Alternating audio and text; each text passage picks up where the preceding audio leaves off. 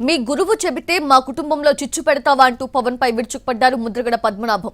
తన కూతురు క్రాంతి వెనక ఉన్న పెద్దలకు ఇంకో మాట చెబుతున్నా అంటూ ఆవేదనతో ఓ విజ్ఞప్తి చేశారాయన. తామేమైపోయినా ఇకపై అమ్మాయిని తమ ఇంటికి పంపించొద్దని వేడుకున్నారు. తన కూతురుతో తెగదింపులు చేసేశారన్న ముద్రగడ ఇప్పుడు చాలా రిలీఫ్ అయిపోయానన్నారు.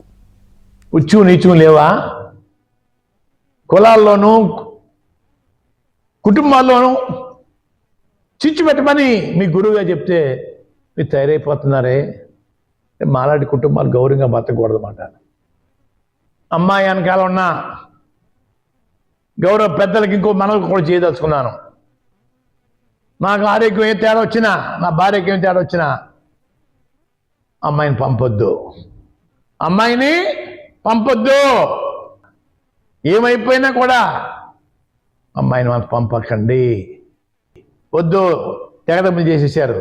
చాలా ఆనందపడతా ఉన్నాను. బరువు బాధ్యత తగ్గిపోయాయి. చాలా రిలీఫ్ వచ్చేసింది నాకు. చాలా రిలీఫ్, మామూలు రిలీఫ్ కాదు. ఆ రిలీఫ్ మళ్ళీ డిస్టర్బ్ చేయకండి. హ్యాపీగా ఉన్నాను.